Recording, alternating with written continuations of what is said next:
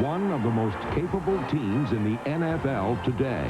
These are the three elements that make the New Orleans Saints silver anniversary season the perfect stage for another major franchise breakthrough. Bounces off the pile, turns it up, 30, 35, breaking a tackle. Look out, he's in midfield 50, he's at the 40, he's at the 30. Nobody's going to catch Ironhead Hayward. That's his first touchdown in the NFL. We have not achieved what our fans want us to achieve. We've not been a championship football club, and this is our 25th anniversary, and we still haven't achieved what we and everybody else wants to achieve. But I can tell you, I've always felt, even when they were struggling and they had tough years, the Saints one day would be recognized as one of the greatest franchises in the National Football League because we have the great support and everything else. Even though we haven't won the championship yet, I think we're in the right direction.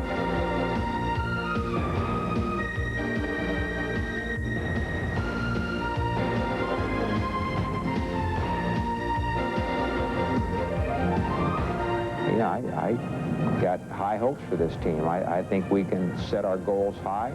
I think we can line up and play with anybody we meet on Sunday afternoon. Beat anybody we play on Sunday afternoon. What winners do, they work to win, they do the things that are necessary, and someday we'll have this, we'll have that trophy sitting there. Hmm?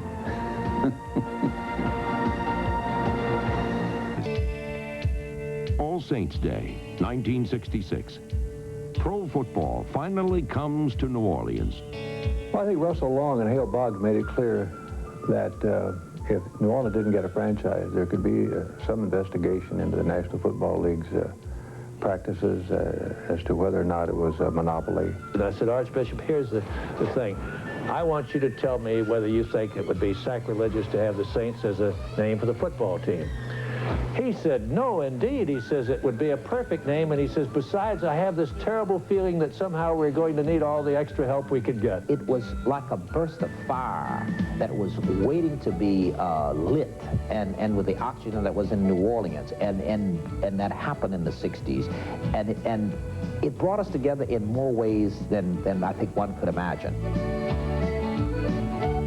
The question was whether or not the people could afford, you know, the price of the Major League ticket, and that was quickly dispelled the minute the Saints opened that box office. Since the very beginning, it has been a great love affair. I mean, there's this great anticipation in just an average game. Well, you can imagine the first kickoff of the first game for our now beloved Saints, and the ball is kicked basically to the goal line, and Gilliam runs it all the way back for a touchdown. I mean, the stands went absolutely wild, absolutely wild. Indeed, rookie John Gilliam's touchdown on the first play in franchise history touched off a tumult in Tulane Stadium.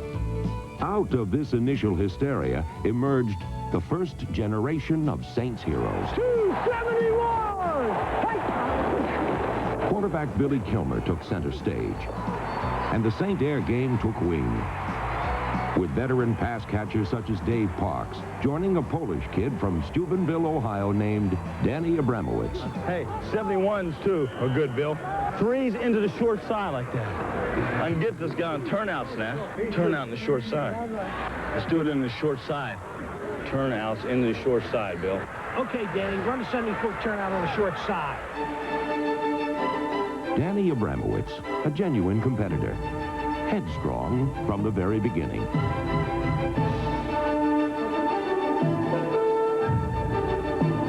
The dreaded sound always is the rookies that knock on the door and bring your playbook, and finally one day it was me.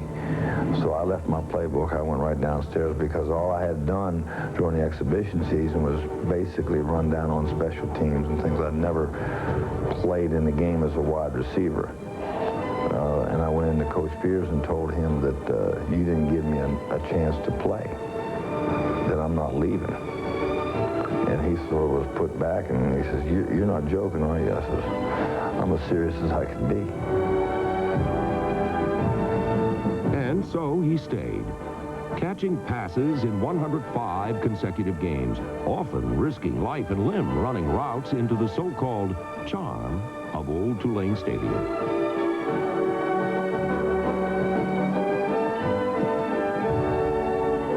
Danger wasn't just the hedges, but the fact that the ground crew there at Tulane would prune those things. So there would be, in addition to the green leaves sticking out there, there'd be stubs sticking out that could really poke you. So they had some real problems catching balls going into the end zone. Remember Al Hurt going absolutely bananas. Al was our official cheerleader. He had the microphone in his hand. I doubt if that would ever happen again. I think the league would ever let an Al Hurt cheer with a public address mic. But in those early years, neither Al Hurt's horn nor Ben-Hur's heroics could guide the Saints' chariot to the promised land of victory.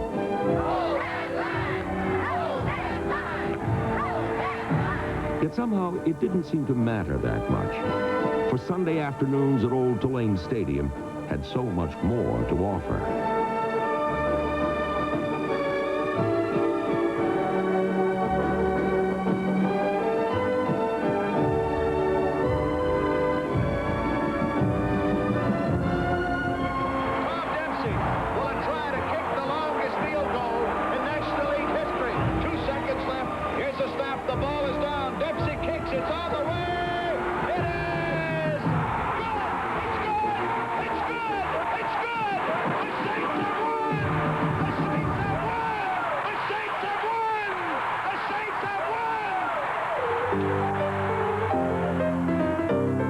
Expected to win a whole lot more with the arrival of Archie Manning from Ole Miss in 1971. In his very first NFL game, Manning led the Saints to an upset win over the powerful Los Angeles Rams, scoring the winning points himself with just 3 seconds left on the clock.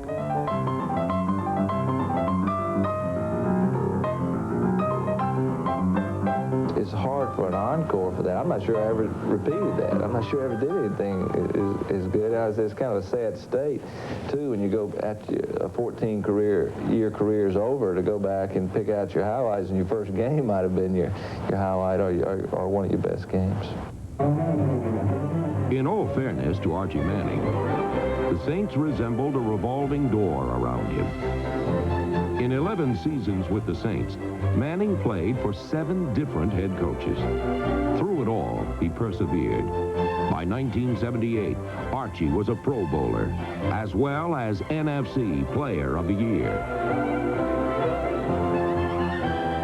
In '78, Archie Manning really came into his own. And then you had Chuck Muncie and Tony Galbraith.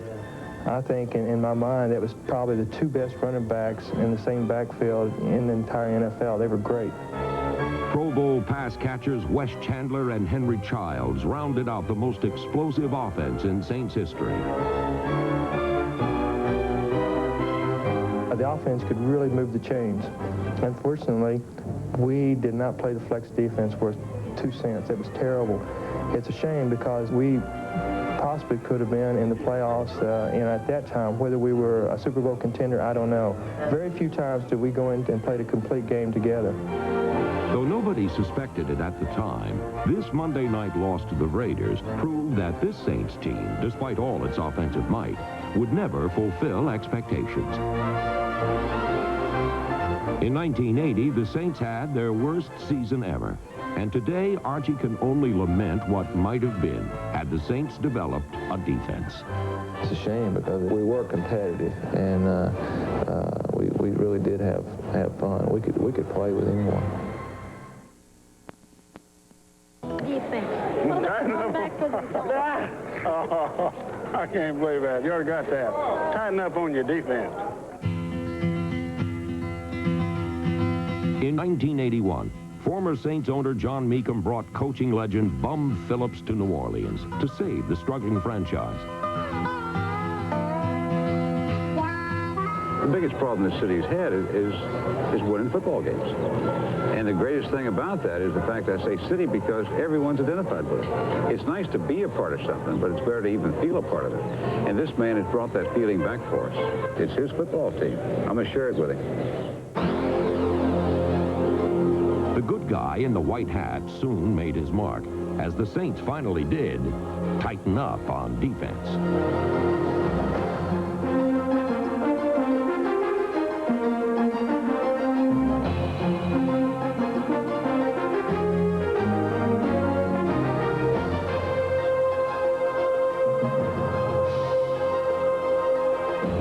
Bum also made superb use of the NFL draft.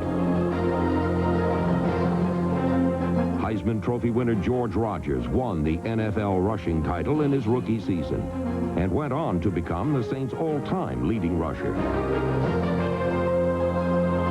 Ricky Jackson set new standards on defense and became the first Saint ever to appear in 4 consecutive Pro Bowls. One thing I want you to remember, football is only a small part of your life. It ain't life or death out there. All we got to do is go out and do the same thing we were asked from the first day we started. Do everything as good as you can, and then a little bit more.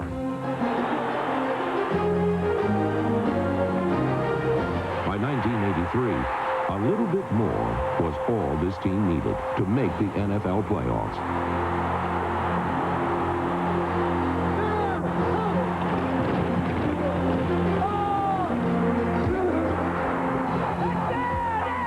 New Orleans came from behind to take a 1-point fourth-quarter lead over Los Angeles.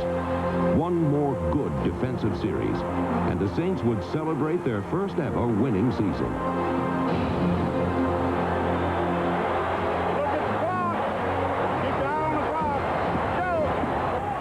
But for the only time all afternoon, the Rams moved the football.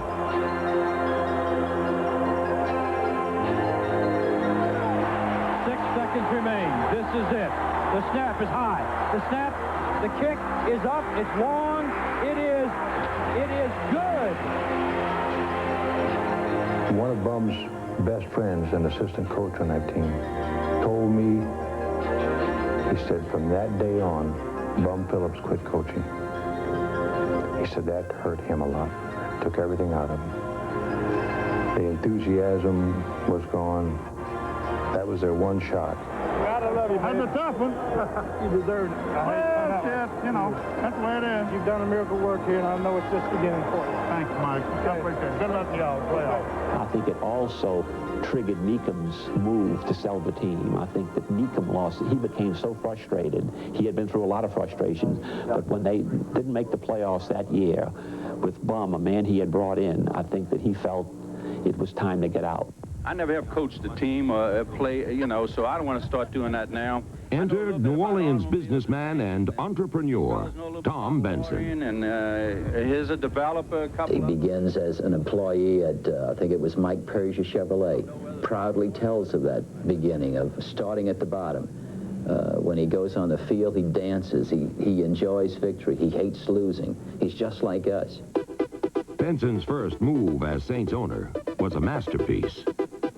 I really wasn't too sure if I wanted to get back in the rat race. New Orleans was appealing because, as I said at the outset, I've always felt New Orleans had the potential to be the top franchise or one of the tops in the National Football League. Jim Fink's track record as a sports executive spans 4 winning decades and nearly resulted in his becoming NFL commissioner. His hiring of Jim Mora as head coach proved he hadn't lost his Midas touch. I've told many people, of the 10 head coaches that I've worked for, Jim Mora is by far the most difficult. I told him to his face, and he can't believe that, but he is the most difficult. He's the most demanding, but that's okay because of getting results. I was excited about the prospect of coming to a team that had struggled for a number of years. That challenge really excited me, to be able to be a part of an organization when they would become a winner. In Mora's rookie season, the Saints took a winning record into November, but came undone down the stretch.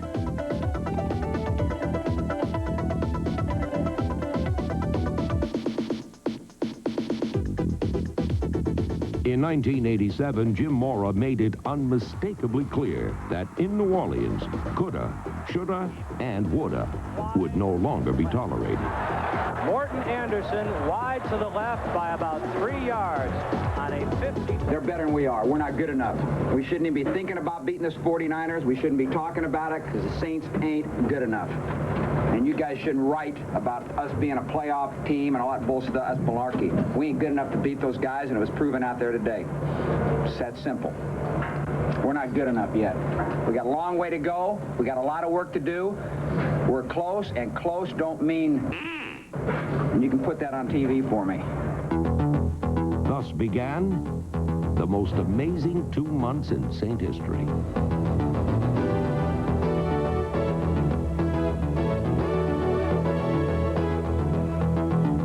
I think it was something that shook the guys, woke everybody up, and made guys think, hey, we better get the ball rolling. Hey, it did something for the team, did something for the players. You know, coming close doesn't get it, and he made the point very clear. For 9 straight weeks, the New Orleans Saints were unbeatable.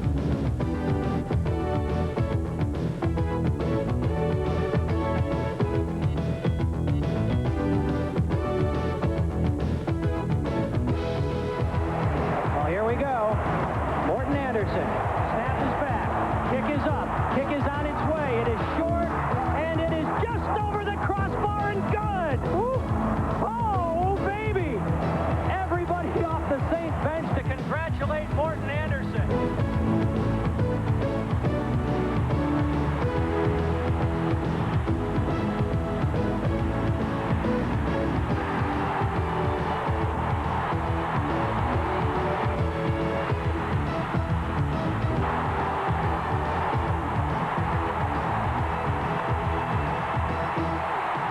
And this will be, obviously, the play of the game. The Saints are leading 20-14. 4th and goal from the 1. Pitching it to Pollard. Sweeping left. He stops short of the goal line. The Saints have held him. The Saints have held him inside the 1 on 4th down, and the ball will go back to New Orleans. The Saints are winners for the first time in 21 years.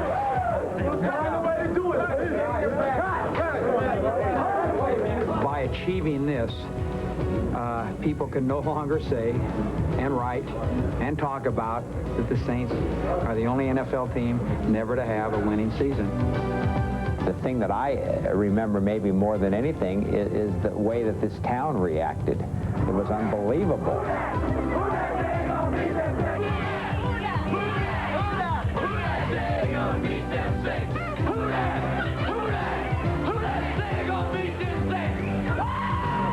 The fact is, nobody did until the playoffs. How we feel. Toward the end of the game, I said, we've got to thank these guys. There was an opportunity, a timeout or whatever it was, I don't know, but I said, ladies and gentlemen, let's thank the New Orleans Saints for bringing us to the playoffs. And that place erupted. Great season, great season.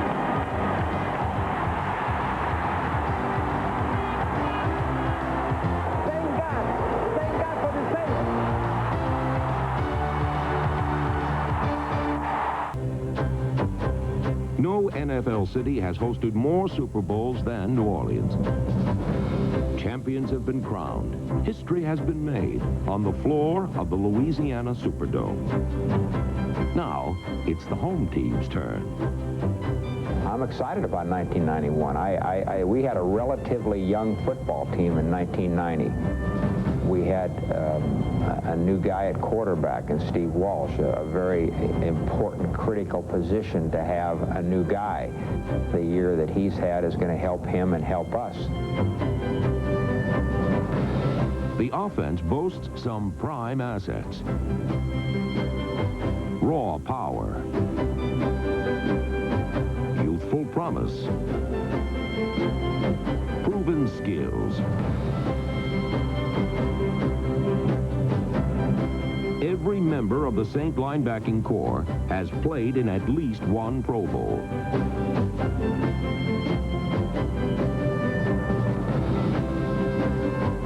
I'm not predicting that 91 that we go all the way, but I do predict that this will continue to be a winning club.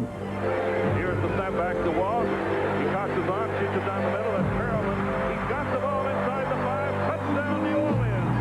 good feelings about this 1991 season. That doesn't mean anything other than the fact that I feel as good about this football club today as I have in the 5 previous years I've been here. Loyal Saints fans share that sentiment. Here's the shotgun for the Saints with 4 receivers out. Direct snap to Walsh. Walsh is ready to throw. Steps up in the pocket. Hits Martin. That ought to do it. First down. He's at the 30. He's at the 20. He's at the 15. He's out of bounds at the 11-yard line. Big play for Walsh and Eric Martin of 34 yards, and the Saints. The 1990 Saints overcame a slow start, winning 4 of their last 6 games, including a must-win game on the season's final Monday that put the Saints in the playoffs. A 25-yard try. Barnhart again will spot the ball at the 15-yard line, and here comes Anderson's try to win the game for New Orleans. He spots the ball. Anderson kicks it. The Saints win. The Saints win. 20-17. The Saints go to the playoffs against the Chicago Bears at 3 o'clock Central Time next. They're not number 1 just yet, but they enter their silver anniversary season with their sights set on the Super Bowl. And these days, they won't be satisfied with anything less.